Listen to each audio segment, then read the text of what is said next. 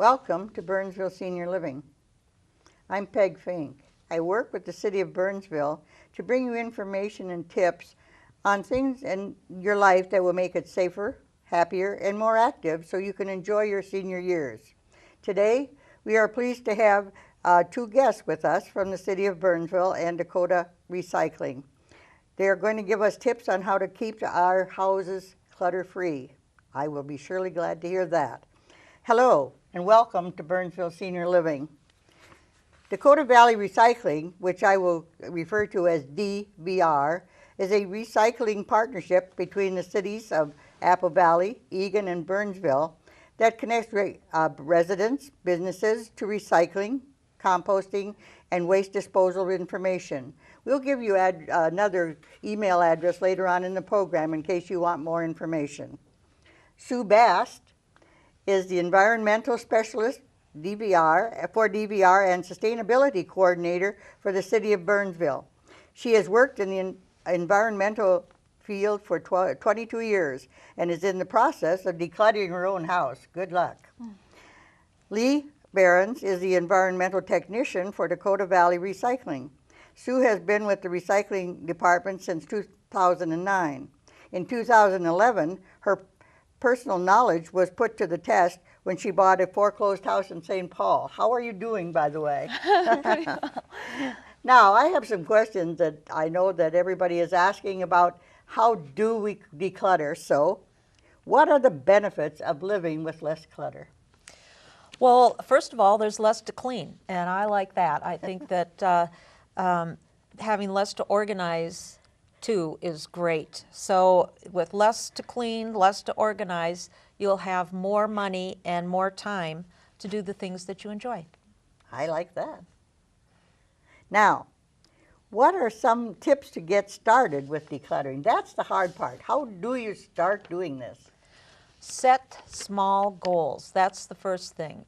Your house didn't get cluttered up overnight, and it's not going to get decluttered overnight. So start small. Think about maybe setting a timer, doing 5 minutes a day, or maybe an hour a week, and be consistent. If you work at it every day or every week, you'll accomplish a lot, and you'll also have a mindset of not making more clutter as you go along, and you'll be a better, more discerning buyer. Oh, that's the one thing too, is buying is what makes, some of it, Yes. is what makes the clutter. Maybe we can learn to buy less, save some money in the meantime. That's exactly right. Good. Well, now, give us some suggestions on the techniques to use. One of the things that I do is label boxes. One will say donation, one will say recycling, one will say garbage. And I have those available so that when I work on a shelf or a drawer or a closet, that I'll take those and whatever items that I do not want anymore, I'll put in each of the boxes. And when they're full, then they can either go in the garbage, or I'll take them to a donation center and get rid of them. But one of the things that's important is to put it in your garage so it's not easily accessible. Put the cover on and don't look at it, because if it's gone over like for a couple of weeks, if you're not using it for a couple of weeks, you don't miss it, you don't need it. And if somebody else goes by the box and sees something and they'll say, oh, we can't give that away, they don't see it if it's in the garage. That's right, Oh, exactly. good. You got There, that. There. One of the other things too that I would like to mention is that sometimes people keep things because they want to pass them on as heirlooms. And one of the suggestions, and I know people who have done this, give the heirlooms away now. And don't wait. If you want to give someone something, do it now. Also differentiate between memories and the actual items. So you may, an item may evoke a memory, which is really great, but it's not the item that you want to keep. So take a picture of it and scrapbook it or put the picture in your computer and remember it that way versus keeping the item. So use the technology available to help declutter your house. I had some special plates that my husband and I bought a long time ago, and we decided we were going to keep one and give one to each of our 5 living children. Well, I didn't know which one wanted which plate, so I put them in a cub bag, and I let them draw numbers, and that's the plate they got, and that worked out beautifully. Perfect. They were special plates. Yes, great example. Okay, that's very good. So we have got a good start. Now we're going to ask how can we continue to keep our homes free from clutter? Well, you have to learn to like the uncluttered look, appreciate it, and that's one of the first things. And use the rule, if something comes into the house, something else has to go out. I love cookbooks, and I have too many of them, and I have worked very hard to get them down so I can put them all on one shelf. And if I buy a new one, something on that shelf has to go. So if you can keep with that rule, if something comes in, something else has to go out. And then always keep on top of it. If you start seeing that shelves are starting to get cluttered up, counters are starting to get cluttered up, make sure that you start working on it again. And be merciless. If you don't love it, if you don't need it, get rid of it. Very good, very good. Okay, now, tell me about how you cleaned out your house. So when I bought my house in St. Paul in 2011, it was a foreclosed house, and the previous owner left a lot of stuff. There was old furniture, appliances, clothing, toys, you name it. And so my first job was to find a way to dispose of all of that stuff that could not go in the trash or in the recycling bin. Okay, and what types of things did you have to dispose of in a special way? Right, so there are a few types of items that can't go in the trash. The first type is electronics, so televisions, computers, stereo systems, things like that can't go in the trash. Another category of items that can't go in the trash are major appliances. Refrigerators and microwaves are common ones that can't go in the garbage. And then the final category of things that definitely cannot go in the trash is a category of items called household hazardous waste. And that's materials that, if they're not disposed of properly, can cause harm to human health or the environment. Good examples of that would be paint and automotive fluids, lawn chemicals, things like that. Beyond that, there were a few things that when I was cleaning out that I tried to avoid putting in the trash because there are other ways to get rid of them. Scrap metal is something that shouldn't go in the trash because it is something that can be recycled really easily. And also furniture and clothing. They don't have to go in the trash. There are other options. Sure. Now, I think some of that was just answered, but if it can't go in the trash, how do you dispose of all this stuff? Great question. So the best resource for myself and for everyone in the South Metro is the recycling zone, which is the county recycling facility that's over in Egan. That location is free for Dakota County residents and Metro County residents to bring several different types of things. The first of which being the electronics that I talked about before. You can bring electronics to the recycling zone for free. They also recently expanded what they accept to include other electronic items like vacuum cleaners, blenders, toasters, kind of things with a cord that are electric items in your household.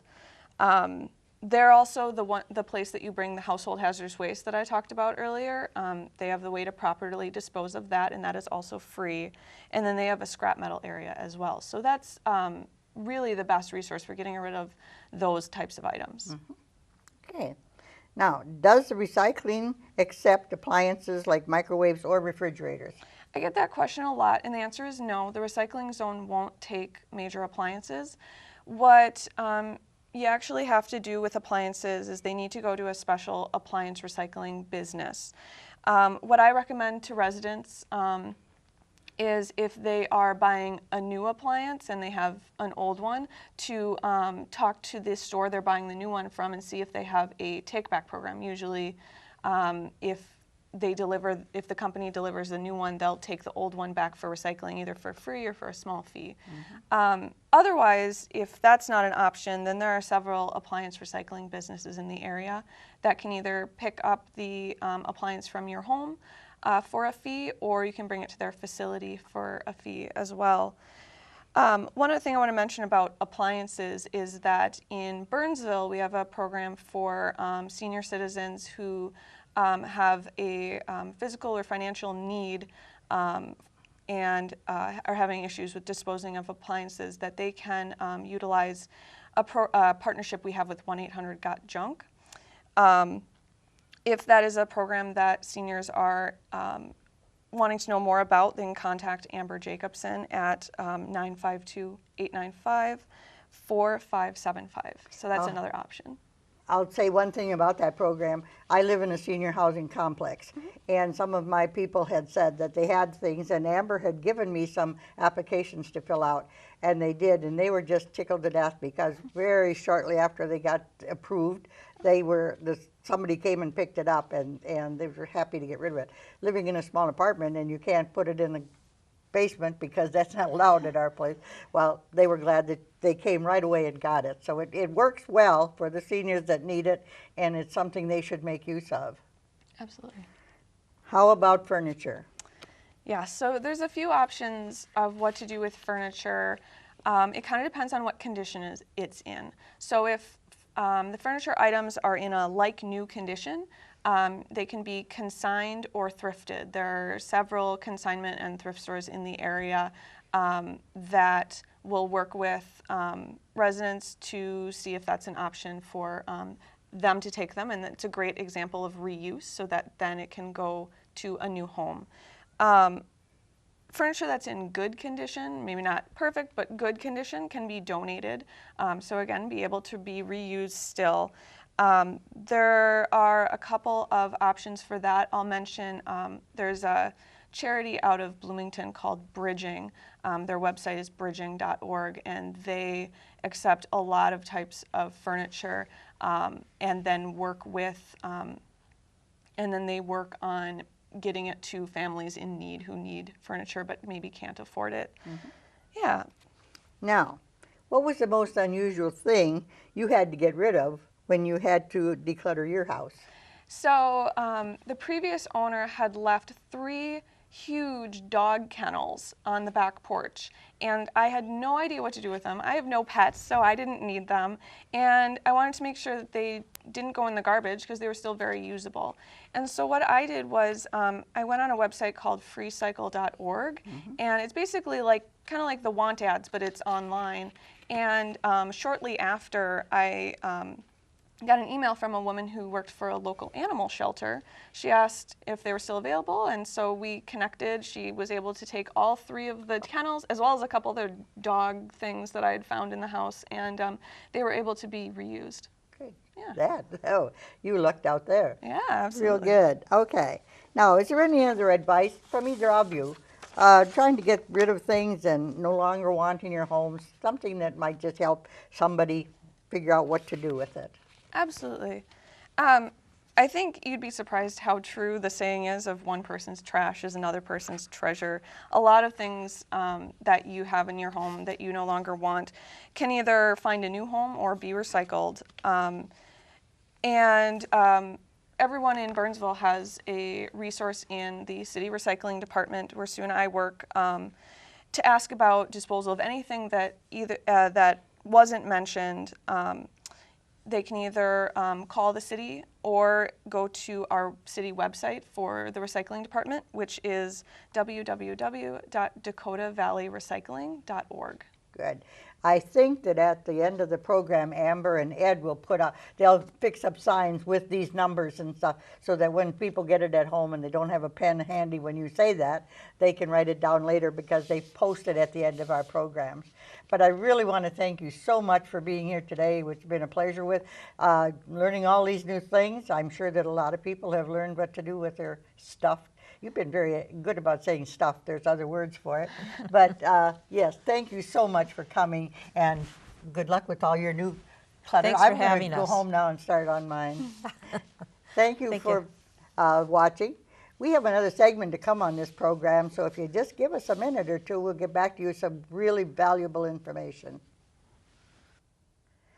Well, we're back. And I'll have to say that at the beginning of the program, I mistalked and said we had 2 guests. We have 3 guests today.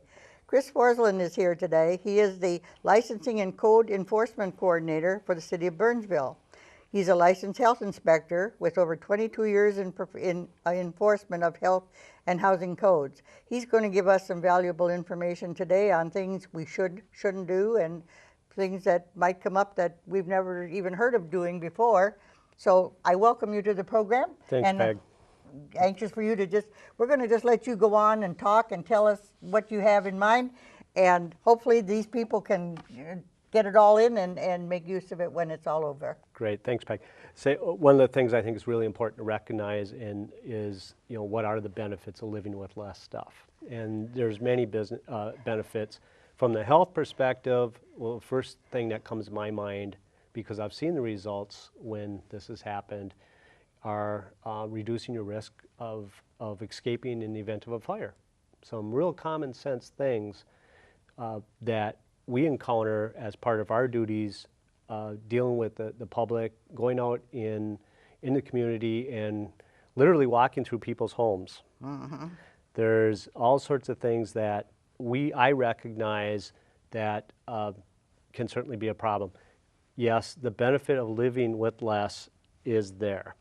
What we look at when we go out is to make some determinations whether we have any health issues. Sometimes the clutter, which again is a very nice word, is not clutter. It actually is something that could cause injury or illness, from feces to dead animals to situations that the people that are clearly unable to take care of themselves. That's part of what my duties are, is to take a look at those situations. And yes, every city has them. This is not a surprise. I would estimate in the time I've been doing this, about 3 to 5% of every home has some hoarding situations or unsanitary conditions that make it unsafe for the occupants. And it can be real interesting on how to resolve them. And there's many different tools that we have. Both previous speakers have mentioned resources to take care of some of these items. The key to solving many of these is, when do you know you have a problem? And I think that's really important. Many times when we go into anything from apartments to single-family residences, they honestly don't realize that there's some health and safety concerns, or they're literally, you can't walk through the house. And I think it's real important that we recognize that oftentimes these situations can be attributed to forms of mental illness, obsessive compulsive disorder, or some mental illness. Oftentimes it also accompanies depression and substance abuse, which is certainly common throughout the community in a lot of respects. And we have to make some judgment calls based on that. So we find these situations. How do we address them? And what we'll try to do is we'll try to determine that is the resident or the owner of the property able to take care of it themselves. And sometimes they can. They don't recognize, well, I guess I can take care of this. What we don't want is a situation to continue where if they have a fire or some other situation, they can't get out. that was just recently in the paper. Yes, The it is. gentleman died in his own home because he couldn't find his way out. Exactly. And that does happen. It happens here, and we want to make sure that we can prevent them at every opportunity. If we determine that the owner or the occupant, depending on the situation, is able to take care of it, we'll give them an amount of time to do so, and we'll monitor their progress. Part of what we'll do then is give them resources, much what we've talked about. There's a lot of good volunteer organizations out. Dakota County Social Services can be accessed through First Call for Help, 211.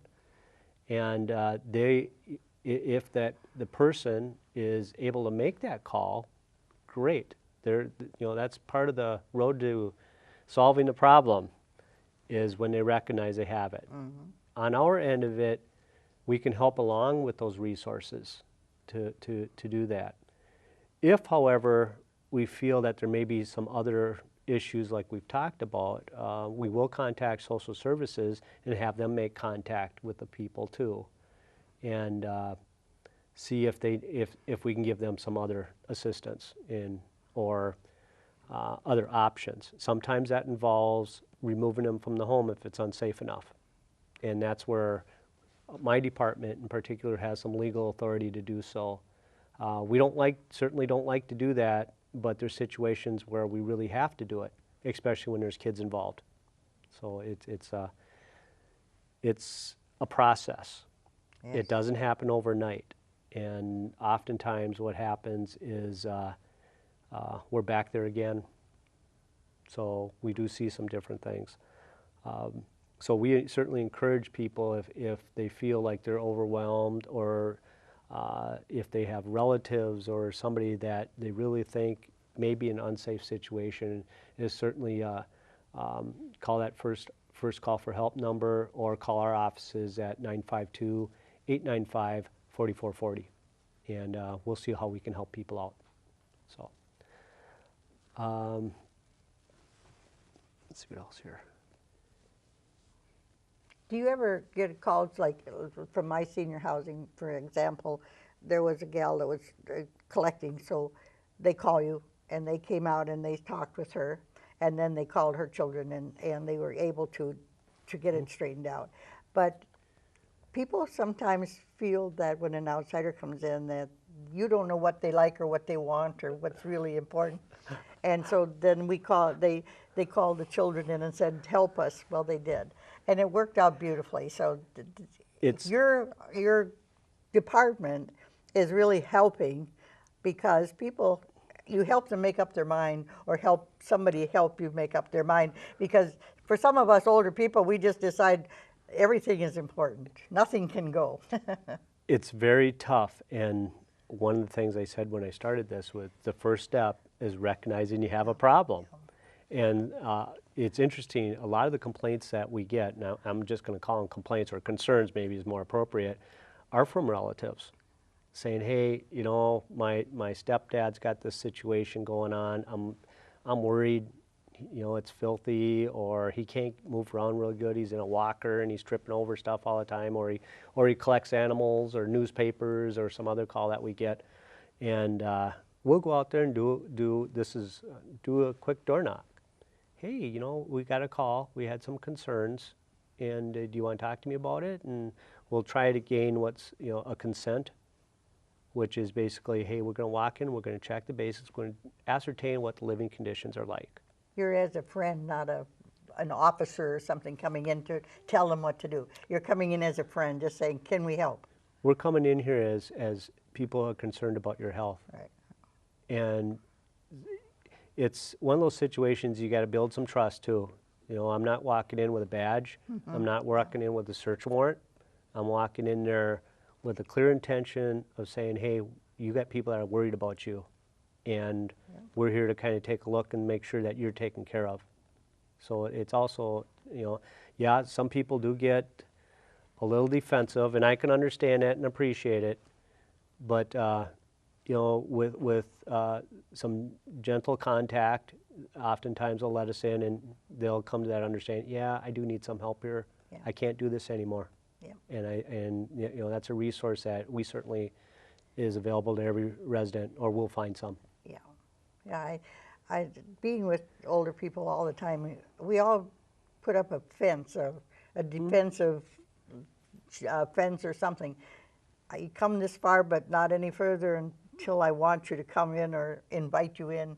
Sure. And that's the easy way to do it, is just don't come in with a bad showing or something, because that frightens an awful lot of older people. If I was on the other side, that's how I would want it. That, And we approach it that way at every opportunity.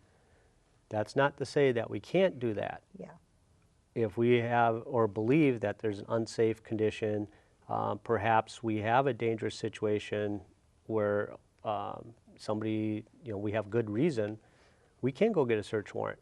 And I don't like to go that route, but sometimes you have to. Yeah. And people get mad at me, and the strange part is they thank me afterwards. yeah. So Well, it's kind of incident. Every circumstance is different, and you have to play it by ear. Yeah. How do I approach this one? And the thing too is, this is across every economic and age level.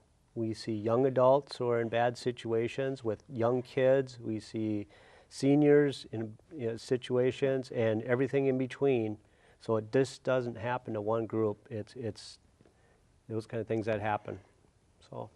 Okay, well, I just want to thank you so much for coming today. Added to what we heard from the girls before, I'm sure that it's going to help an awful lot of people get into it, and maybe they'll make the decision that they've got to declutter, and they've got to do it for safety, if nothing else. And that'll be great. But thank you so much for coming today, and we'll get the numbers up on the screen later so that everybody can take their time with a pencil and write them down. Simple is better. Thank you. Very good. Thank you so much you. for coming. And I want to stay just a second to thank my faithful viewers, because we hope these information programs bring you some idea of what to do with things or how to handle something that's maybe been troubling you. Don't forget to keep tuned to this station, because in a couple, 3 months or so, we'll come back with a new program that will give you hints to make your golden years just a little easier and maybe a little happier for you. Thanks again for watching, and goodbye for now.